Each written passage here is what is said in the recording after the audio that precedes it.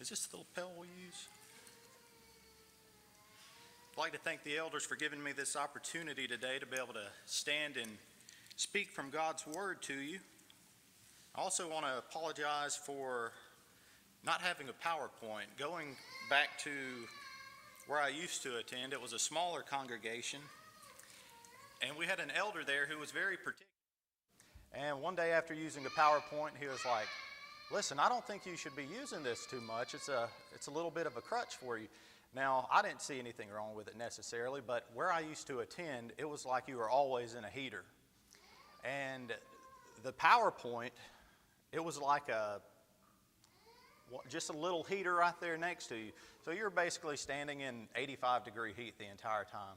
And I don't do well in heat, so I just listen to them, and for the sake of ease, I quit using it. But if there is a next time, I'll try to get one together.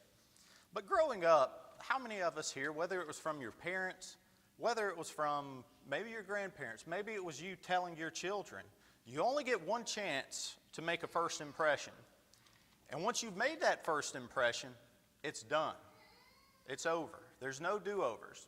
You know, over the past 40 years, video games have blown up in popularity. And if you don't like how things are going in a video game, what do? You just hit the reset button. And unfortunately, that's not the case with first impressions. If you go to a job interview and you do poorly, you're probably not going to get a call back. You're probably not going to get the job. If you're going on a first date, maybe you make a poor first impression to the parents. Probably not going to like you, probably not going to encourage their child to date you. Or with the date itself, they may not want to continue either. And I feel like here in the United States, we just put an immense amount of pressure on making the best first impression we can, almost so much so to a fault. And so I think back to about 8 years ago, I was going to a job interview that I really wanted. From my last sermon, you probably remember, I really struggled. I struck out at like 8 or 9 job interviews. And so there was one that I really, really wanted. And so I'd mapped it out. I was going to get there, 10 minutes early or so. And there's a few things you have to do to make a good first impression at a job interview. Get there on time, 10 or 15 minutes early. Be prepared and look presentable, reasonable things. And so I map it out. I get there to what is supposed to be an office complex, and it's an apartment complex. And I'm like, well, this is weird. So I drive through the apartment complex. I'm like, maybe it's just nestled away in the back somewhere. It wasn't. So it's, the clock is ticking. There's another building across the road from me, though, and there's only 2 cars there. Again, that doesn't seem like an office complex, but I walk in against my better judgment, walk in the door, and there's this real melodious instrumental music playing, like harps and instruments like that. It's really weird, and it's just a room full of doors. No titles on the doors or anything. Nobody in sight. So I'm like, this is really weird. But I see a staircase and there's articles on the wall. And so I walk up the stairs, I read the articles, and it's about massages. I'm like, okay, weird music, weird articles. Here's a receptionist desk. This is a spa. And I was thinking, okay, this is a totally wrong place. I might need to come back here after because I'm going to need a massage, how poorly this is going to go. And so at this point, it's already 2 o'clock or 1 o'clock, whatever time the interview was, and I'm about to be late. I call my recruiter. She's at lunch. I leave a voicemail. She finally gets back with me. It takes about 5 more minutes for her to get in touch with the lady that I'm interviewing with, and she's finally like, no, it's down the hill. It does that. It gives you directions to the wrong place.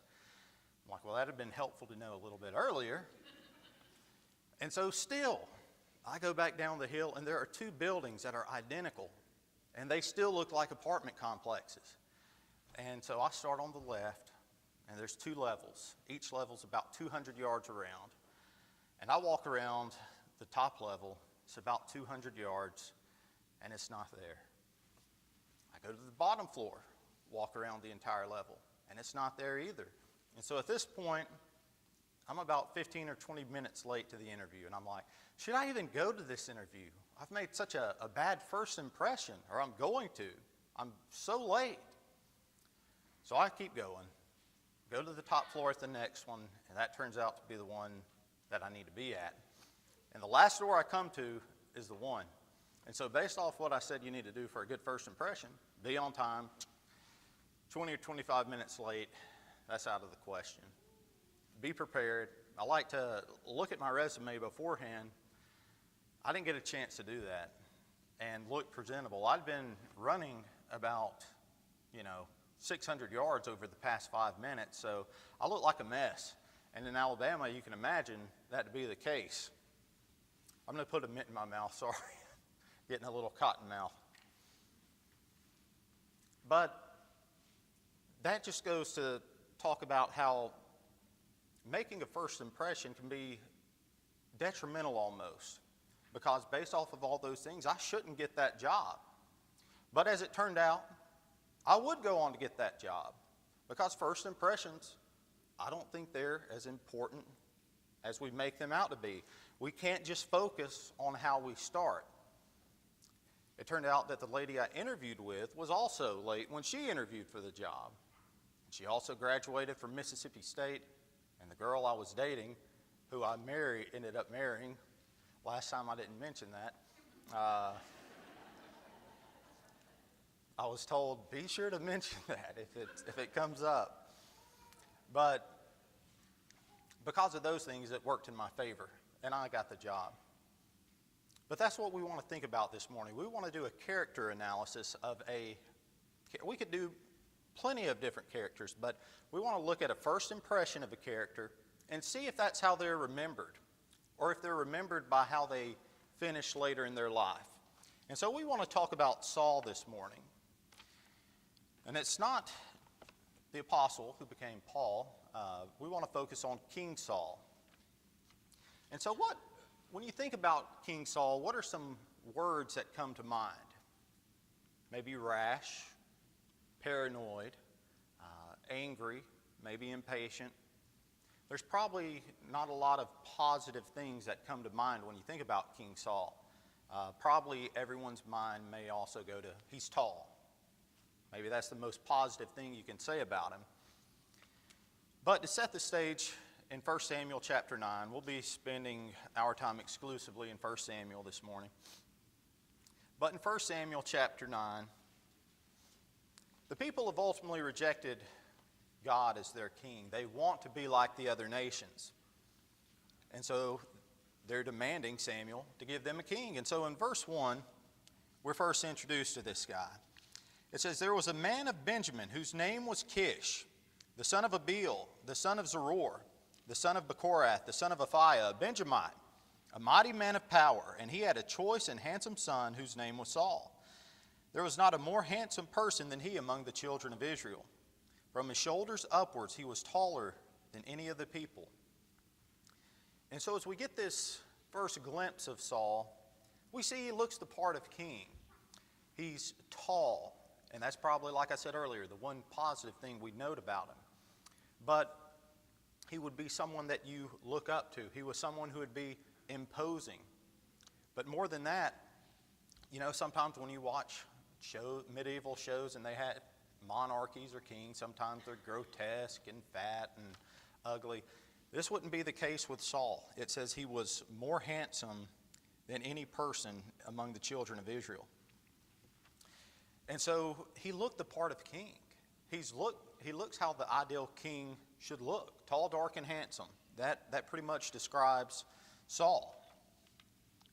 So let's keep reading, though, and look at some of his character traits. In verses 3 and 4, it says, now the donkeys of Kish, Saul's father, were lost. And Kish said to his son Saul, please take one of the servants with you, and arise and go and look for the donkeys. So he passed through the mountains of Ephraim and through the land of Shalishah, but he did not find them. Then they passed through the land of Shalim, and they were not there. Then he passed through the land of the Benjamites, but they did not find them. And so we see a few characteristics here of Saul. And one of those being he was obedient. He was very obedient. His father's donkeys were lost. And this seems like such a menial task, something that would be beneath him. Think about the Saul you know later in his life, wouldn't you expect him to say something like, Dad, this is beneath me. It says here he's a mighty man. Send one of the servants. Send two of the servants. Saul's a grown man at this point. He would have had children. He could have said, send Jonathan. Send Ishbosheth. Send one of the other kids with him. This is beneath me. But is that what he says, or is that what he does? It says that he goes out and he searches. He passes through all these different lands, all these different mountains. It's a 2-day journey that he's looking for these donkeys. And I know that a lot of the couples here, it seems to be the mascot of Cava Heights, but they have golden retrievers. And it's like, you know, if we lose our dog, we go to the back door, holler for its name, and it comes running up. Saul didn't just do that. He went the extra mile here to try to find his father's donkeys. And so we see here again, obedience. We see here that he will go the extra mile to get the job done, no matter how menial the task. And we see someone, most importantly, wanted to be pleasing to his father Kish. So let's keep reading here. Verse 5, it says, when they had come to the land of Zuph, Saul said to his servant who was with him, come, let us return, lest my father cease caring about the donkeys and become worried about us. And so here we see that Saul is also logical. He's also a concerned individual, because he realizes that the life of the servant and his life are far greater value than the lives of these donkeys. And what we likely would have seen, based off what we're going to look at with this first impression of Saul, probably would have went back home, said, Dad, we couldn't find the donkeys, but we're going to go back out and look. We knew that you were worrying about us, but we just wanted to let you know we're okay. Some people might say, well, we know Saul became a very, prideful man, someone who probably wouldn't care about this. Chapter 9, verse 20, Samuel says here, but as for your donkeys that were lost 3 days ago, do not be anxious about them. And so we see that Saul certainly had some measure of anxiety about losing his father's donkeys, or about them getting lost. He was genuinely concerned about getting the job done, this task that his father had given him, genuinely concerned about it. So let's keep reading here. In verse 6, we see that they discuss going to the man of God, that being Samuel. And so in verse 7, Saul says, but look, if we go, what shall we bring the man? For the bread in our vessels is all gone, and we have no present to bring the man of God. What do we have? So we see here that Saul was someone who wanted to be pleasing not just to his earthly father, but to his heavenly Father as well. They're going to see a man of God, or a seer, depending on the translation that you may have. And so if you're going to see a seer, what is it that you're receiving? You're receiving the Word of God. It's like you're going to see God himself, because he's going to reveal his will to you. And Saul here realizes, hey, if we're going to a man of God, we need to have an adequate gift. We don't have an adequate gift to bring this man. And so I think that speaks a lot about his character, and that he wanted to be pleasing to God. That may not be something we always note about him. Let's keep delving into this first impression, though. Let's go back to verse 20 in chapter 9, and we'll start in the second half of that verse. It says, on whom is all the desire of Israel? Is it not on you and all your father's house? And so Samuel is saying to him there, Israel's looking for a king. All the tribes are looking for the king. Are you not that guy? Are you not him? And knowing what we know about Saul typically, what would you expect him to say? Yeah, I'm that guy. I'm the one you're looking for. I'm pretty good. Look at me. I'm good looking. I'm tall. That may be what you'd expect him to say, but let's see what he says in verse 21. And Saul answered and said, am I not a Benjamite, of the smallest of the tribes of Israel, and my family the least of all the families of the tribe of Benjamin?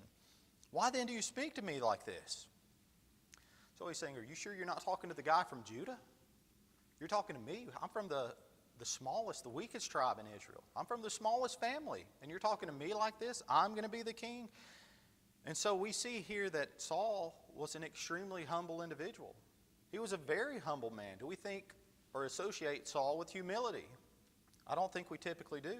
In chapter 15, verse 17, after he's been rejected, Samuel says to him, when you were small, when you were little in your own eyes, did God not appoint you as king over the tribes of Israel?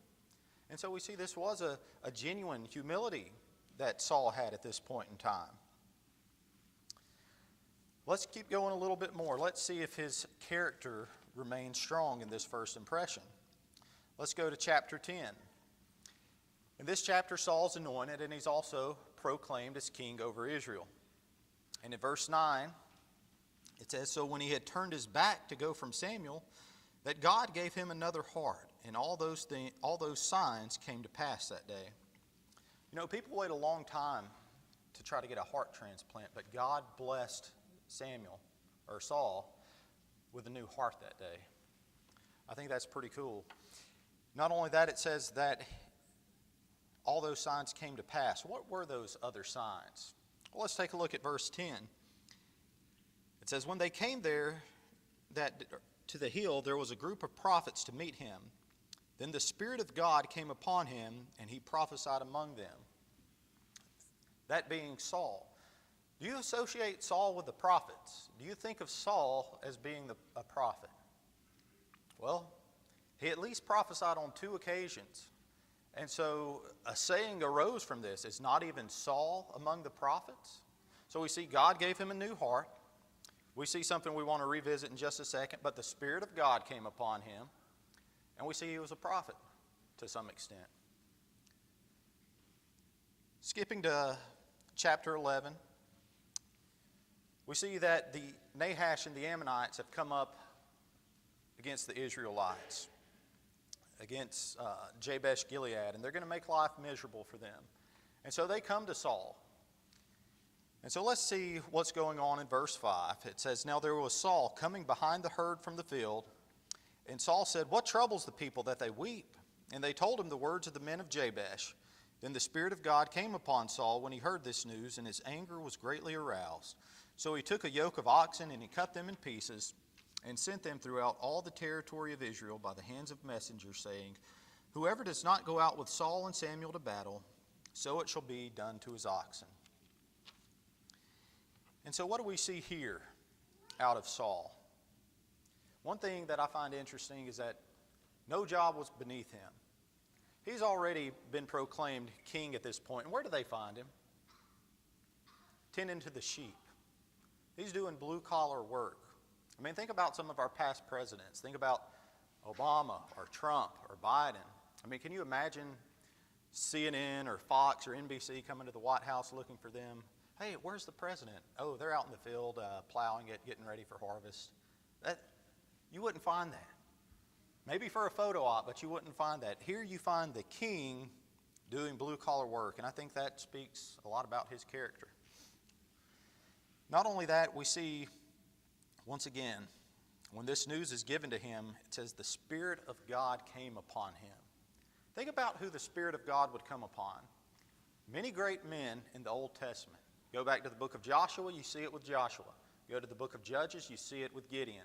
You see it time and time again with Samson. When you see Samson accomplish these great things like ripping a lion apart, it says the Spirit of God came upon him. Then he accomplished that.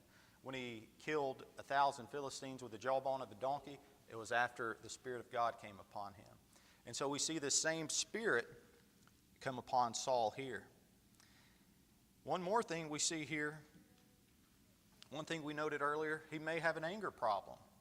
But at least in his earlier life, this was righteous indignation. You know, it was something that we could all certainly struggle with. But he knew when to administer this wrath at the right time. He was angry. People were attacking God's people, and he was ready to answer the call. And so to this point in time, he's acting as the king of Israel you would hope he would act, as you would expect him to act. He's the shepherd of the people, not just these animals that he's herding. And so you would want him to be a protector and to take care of them. And that's exactly what we see him do. Lastly, after he had been proclaimed king in chapter 10, not everyone was okay with that decision. Some people questioned it. And so starting in 11 verse 12, it says, "Then the people said to Samuel, 'Who is he who said, "Shall Saul reign over us?" Bring the men that we may put them to death. And knowing what we know about Saul, think about how he responded when he learned that David could potentially be the next king. He tried to pin him against the wall with a javelin. So surely here he would say, hey, bring them guys forward. I got something for them. But let's see how he reacts. In verse 13 it says, not a man shall be put to death this day, for today the Lord has accomplished salvation in Israel. Are we sure this is Saul talking and not David or Samuel or someone else? Are we sure that this is actually King Saul? We see here that he was a very merciful man. He was someone who wouldn't hesitate to give God the glory. He didn't take the glory for himself here. And so this kind of wraps up the first impression that we get from Saul. This is just in a matter of months, I would say. And so based off of first impression, say you knew nothing about the Bible, all that it took to be a good Christian, a good person, we would see that although it's not very important or pertinent, we would see that he's someone who's a towering, handsome figure. You would see someone who is obedient. He wanted to be pleasing to his father. Not only that, we'd see he's logical and concerned. We'd see he has a great desire to be pleasing to his heavenly Father as well. We'd see that he's merciful. We see that he's humble. We see that he's a prophet. We'd see that he is someone, again, who's ultimately wanting to be pleasing to God. So if this was a job interview, before he walked out, you'd say, you got the job. If he was taking your daughter on a date, you'd take out your wallet, give him the Amex card, and say, go have a good time because you want him to be in your family. Paul in 1 Corinthians 11:1 says, imitate me as I imitate Christ. This is someone that you would want to imitate to this point in his life. God would say he's looking for someone who's a man after his own heart. And I think at this point in the story, Saul could be described as a man who was after God's heart. But this first impression that we get from Saul quickly fades away, and the person that Saul becomes and the person we remember is far different from the person we just read about. And so let's take a look at this last impression that we get of Saul. Again, I want us to think about this idea that we just can't focus on how we start. I mean, if it's in our power to have a good start, to look like Saul, then by all means, let's have that great start. But let's see how he finished, and let's think about how he's remembered. In 1 Samuel 13, this is 2 years after he's anointed as king. And he's 2 years into his reign as king. And so Jonathan attacked the Philistine garrison. And I talked about this with the high school class a little bit. And I asked them if they had ever had the privilege of running over a yellow jacket's nest when they're cutting grass. And they hadn't got that privilege. It seems like every summer when I'm cutting my grandmother's grass, she's here this morning, I run over a yellow jacket nest at least once or twice. I don't know, I'm a magnet for them. But yellow jackets, if you even walk over the nest, it fires them up. They get annoyed and they're just ready to attack. So you can imagine running over one with a lawnmower. And so that's essentially what Jonathan is doing here. He goes and attacks this garrison, and they react like a bunch of yellow jackets. And also, it's just important to note, yellow jackets, what are they good for? They don't pollinate. They don't do anything. They just cause you pain and misery. Seems pretty similar to these Philistines too. But over 36,000 men of the Philistines assemble, horsemen and chariots, and they've gathered themselves to attack these 3,000 Israelites. So think about times in your life when you've faced improbable odds. What do? How do you tend to react?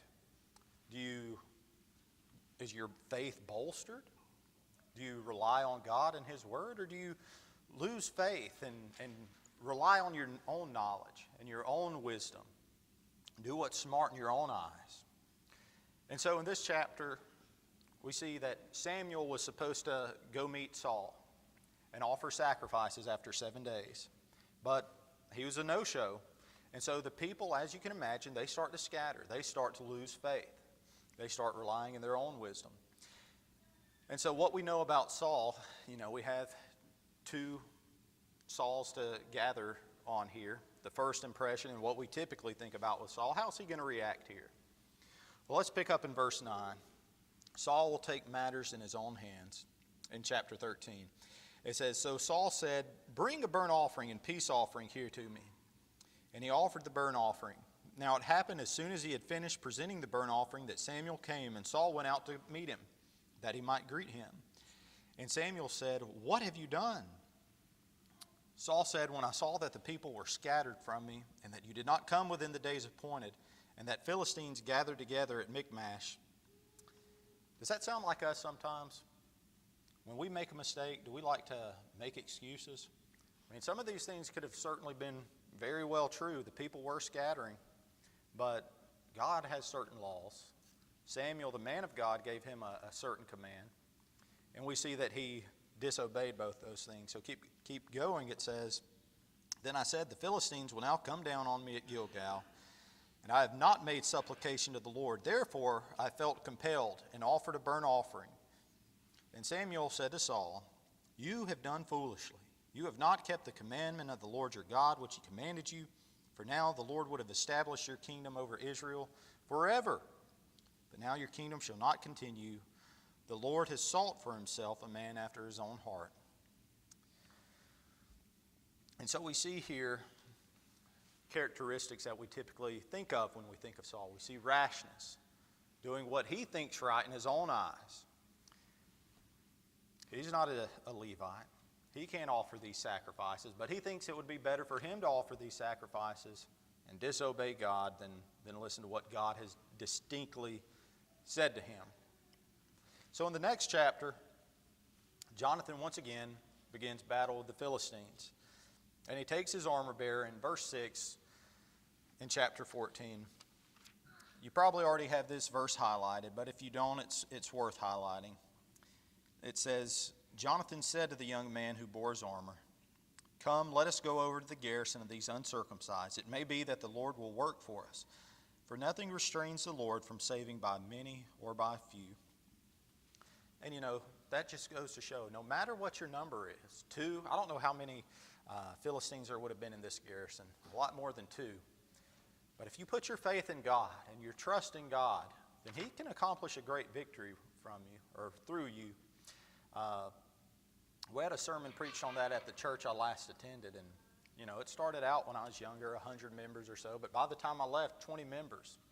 God could still accomplish great things just through 20 members if you put your faith and your trust in him.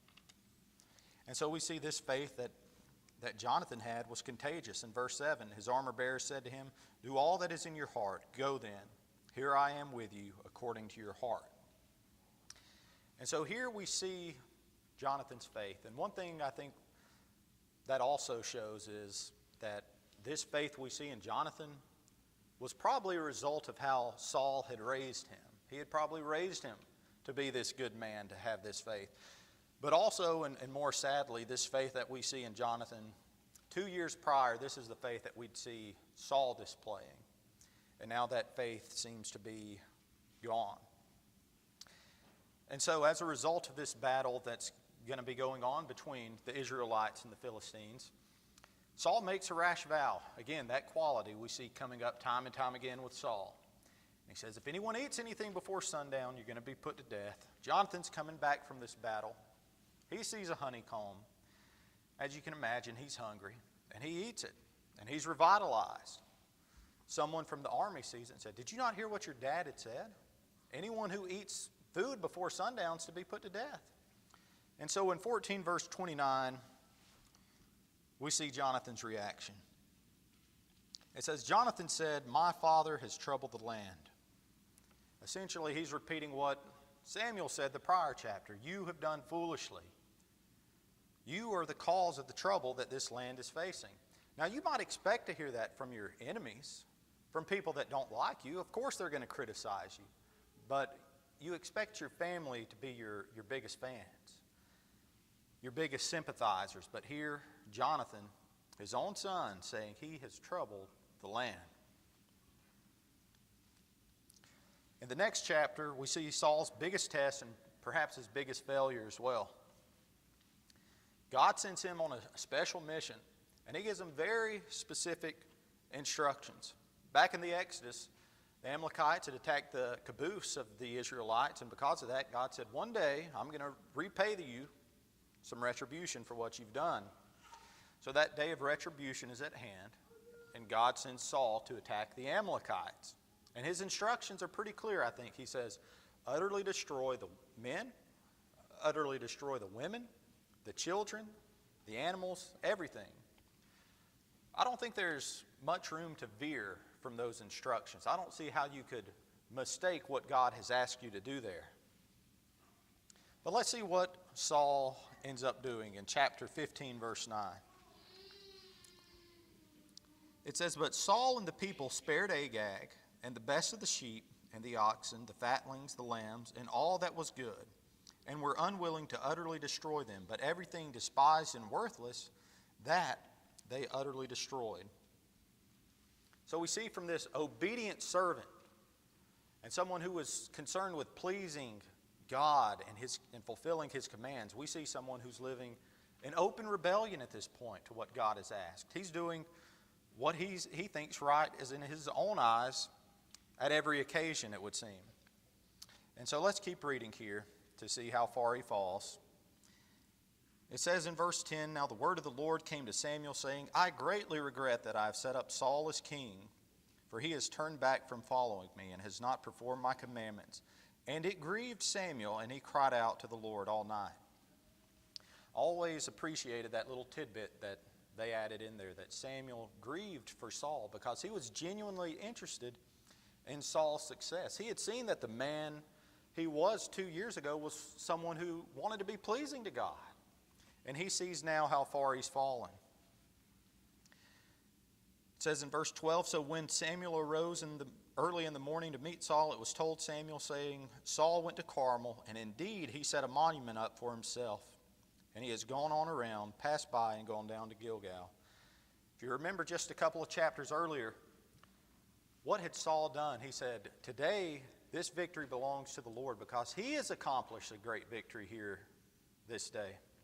And now we see he's putting monuments up to commemorate himself to what he has done. And so we see here he is far from that humble man that we're introduced to just 2 years prior. And so after such a short time, Saul's no longer recognizable. He's no longer the man that we get the first impression of. You know, we could continue on for a good while this morning looking at how Saul continued to fall and how he continued to fail and how he continued to stray from this person we get the first impression of. But we see that Saul's first impression matters very little in terms of how he finished his life and how he turned out.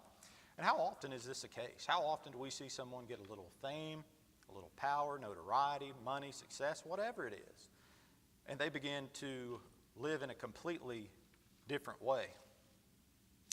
So in closing this morning, I don't want us to end up like Saul. I don't want us to have just this wonderful, great start, make a wonderful, great impression, and then not finish. Again, we can't just focus on how we start, and it doesn't have to be a good start. You may have a bad start. You may have an awful start.